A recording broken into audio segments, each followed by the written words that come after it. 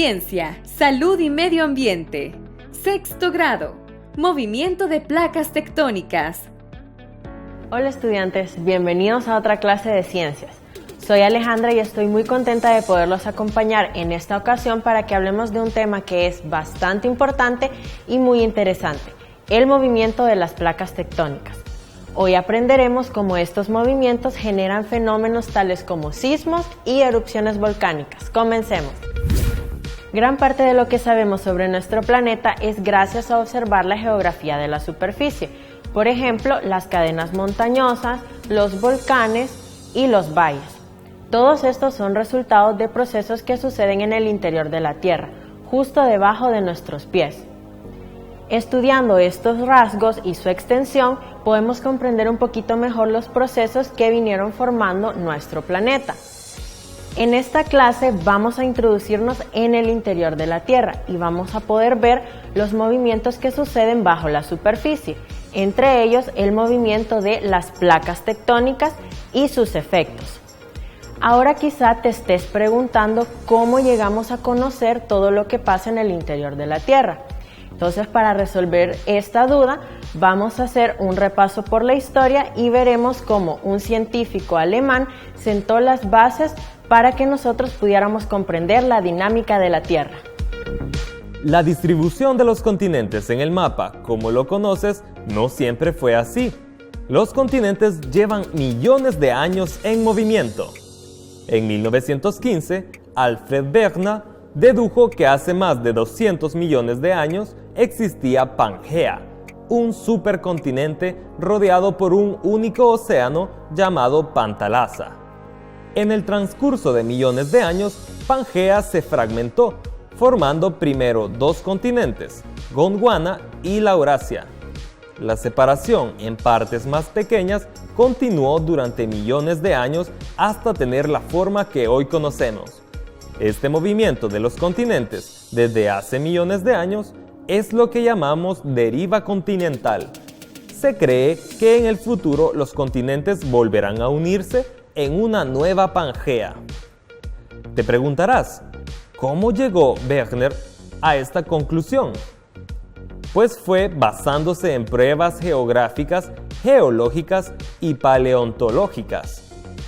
Geográficamente, los contornos de los continentes encajan como piezas de un rompecabezas, sobre todo las costas de Sudamérica y África. También hay coincidencias en cadenas montañosas existentes en ambos lados del Atlántico y en formaciones geológicas, lo que significa que en algún momento estuvieron unidos. Finalmente, restos fósiles de especies animales y plantas encontrados en ambos márgenes del Atlántico hacen suponer que en algún momento compartían un mismo hábitat. Qué interesantes coincidencias geográficas y paleontológicas entre los continentes. Ahora que vimos cómo Wegener introdujo el concepto de la deriva continental, pasemos entonces a conocer más específicamente cómo se estructura la Tierra, para que puedas comprender mejor esta teoría. La Tierra está estructurada en varias capas con diferentes características. ¿Las conoces? Si tu respuesta es no, no te preocupes, que eso es lo que vamos a aprender a continuación. Vamos a dividir las capas de la Tierra en dos grandes grupos, según su composición y según sus propiedades físicas. Empecemos entonces conociendo la división de la Tierra según su composición. Según su composición, la Tierra se divide en corteza, que es la capa más externa, es rocosa y tiene un grosor de aproximadamente 7 kilómetros. Esta capa a su vez se divide en corteza continental y corteza oceánica, cuya principal característica es que la oceánica está formada por rocas más densas y jóvenes que la continental. Luego tenemos el manto, que constituye más del 60% del volumen de nuestro planeta. Es una envoltura de roca muy sólida y su profundidad llega a los 2.900 kilómetros dentro del planeta.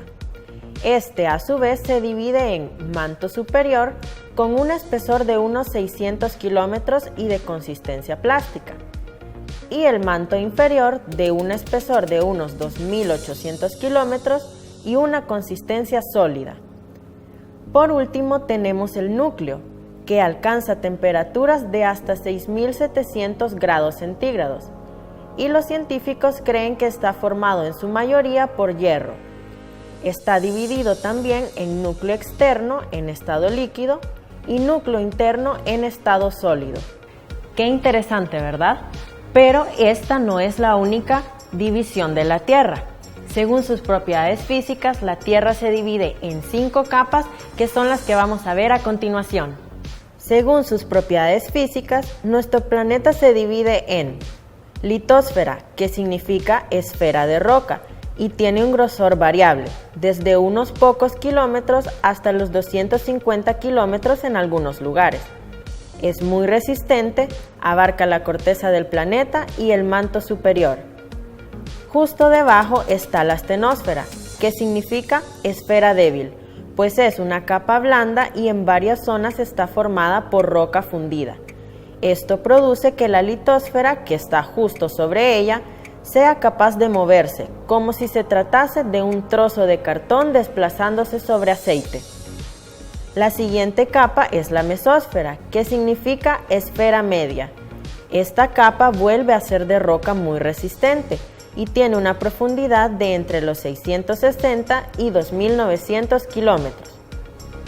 El núcleo externo es una capa líquida de más de 2.000 kilómetros de grosor, formada en su mayoría por hierro fundido. Finalmente está el núcleo interno, cuya temperatura es mayor que en las otras capas, y está formado en su mayoría por hierro en estado sólido. Ojalá en la época de Wegener se hubiera sabido todo esto que nosotros acabamos de aprender, porque te cuento que no todo fue color de rosa para él. La comunidad científica de aquel tiempo rechazó fuertemente la hipótesis de Wegener porque el conocimiento científico no estaba tan avanzado como lo está ahora, entonces no había manera de comprobar lo que él decía. Hasta que en 1968 surge la tectónica de placas. La litosfera está dividida en varios fragmentos rocosos que se mueven unos con otros cambiando de forma y de tamaño. Estos fragmentos se deslizan lentamente sobre la astenosfera, que como ya aprendimos es una capa un poco más blanda y que permite este movimiento. De esto nace la tectónica de placas, que explica la conformación de la litosfera, la formación de cadenas montañosas, explica el movimiento de estas placas tectónicas y la ocurrencia de eventos tales como sismos y erupciones volcánicas. Se reconocen 7 placas principales, siendo estas la norteamericana, la sudamericana, la del Pacífico, la africana, la euroasiática, la australiana y la antártica. La mayor de ellas es la placa del Pacífico, que abarca una gran porción del Océano Pacífico. Observa en la figura que la mayoría de estas placas grandes incluyen un continente entero, pero ninguna tiene la misma forma que el continente que contiene. Existen también placas de tamaño mediano, como la del Caribe, la de Nazca, la filipina, la arábiga, la de Cocos, la escocesa y la de Juan de Fuca. Además, se han identificado más de una docena de placas más pequeñas. Las placas tectónicas se mueven unas con respecto a otras y pueden deformarse a lo largo de sus bordes, los cuales, dependiendo del tipo de movimiento, pueden ser de 3 tipos. Los bordes divergentes son aquellos en los que las placas tectónicas se separan, permitiendo el ascenso del magma que viene desde el manto y generando nuevo suelo oceánico. Los bordes convergentes son aquellos en los que las placas tectónicas se juntan y la placa más densa se mete por debajo de la placa menos densa en un proceso llamado subducción, generando cadenas montañosas y volcanes. Las placas transformantes son aquellas en las que las placas se desplazan lateralmente unas con respecto a otras sin crear ni destruir. Pero ¿por qué las placas tectónicas producen todo esto? En los momentos donde las placas tectónicas se mueven, acumulan cierta cantidad de energía en ellas, como cuando estiramos o contraemos un resorte. Cuando esta energía sobrepasa el límite, las placas tectónicas la liberan en forma de sismos que pueden producir tsunamis. La actividad volcánica también se da normalmente en los bordes de placas, donde asciende el magma que viene desde el manto, provocando erupciones. Y en El Salvador, ¿qué sucede con las placas tectónicas? Veamos lo que dicen los especialistas del Observatorio Ambiental del Ministerio de Medio Ambiente y Recursos Naturales, MARN. En El Salvador, las dos placas que afectan el país es la placa de Cocos, que es esta que empuja hacia el norte, y la placa de Caribe, que empuja hacia el sur. Cuando estas dos placas colisionan es cuando se genera un sismo. Los especialistas del Observatorio Ambiental monitorean, entre otras cosas, la actividad sísmica y volcánica que ocurre en nuestro territorio, que como ya vimos es producto del movimiento de las placas de Cocos y Caribe justo al frente de nuestras costas. Pasemos ahora a ver un dato curioso sobre un tipo de volcán que quizá no conocías y que también es producto del movimiento de las placas tectónicas.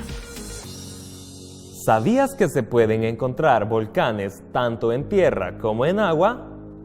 Aunque la mayoría de nosotros solo ve volcanes en tierra, en realidad también hay un gran número de volcanes submarinos. Se trata de orificios o fisuras bajo el agua en los que el magma puede entrar en erupción. Los volcanes submarinos suelen estar situados cerca de placas tectónicas y cuentan con alrededor del 75% del magma que sale de la corteza terrestre. Si nos desplazamos hasta Oceanía, más concretamente hasta las Islas Salomón, podremos encontrarnos con el impresionante volcán Cavachi, un volcán activo cuya lava es capaz de construir islas de hasta 15 metros de altura. Un lugar verdaderamente impresionante. ¿Cuánta información sobre la dinámica interna de la Tierra? ¿Alguna vez te has preguntado qué pasaría si no existiera la tectónica de placas? Puede que te resulte un poco tentador pensar que viviéramos más tranquilos si nuestro planeta fuera un poquito menos dinámico. Sin embargo, te digo que la vida tal como la conocemos hoy en día no fuera lo mismo si no existiera. Por un lado, un planeta con una mezcla de océanos y continentes tan dinámicos como los nuestros da más oportunidades a la biodiversidad. También, la tectónica de placas juega un papel fundamental en mantener la temperatura de la Tierra, puesto que influye en el efecto invernadero. Además, contribuye a que podamos tener un campo magnético lo suficientemente intenso para que se pueda evitar el efecto dañino de los rayos cósmicos. Nada queda estático en la ciencia. Aún hay un debate, por ejemplo, sobre cuándo y cómo comenzaron las placas tectónicas a desplazarse. Sin embargo, cada vez somos más capaces de comprender sobre este tema. Esto ha sido todo por hoy. Espero que les haya gustado mucho el tema y que hayan aprendido. Los esperamos por este mismo espacio la próxima semana y recuerden seguir las medidas de bioseguridad, lavarse muy bien las manos, usar mascarilla y guardar la distancia.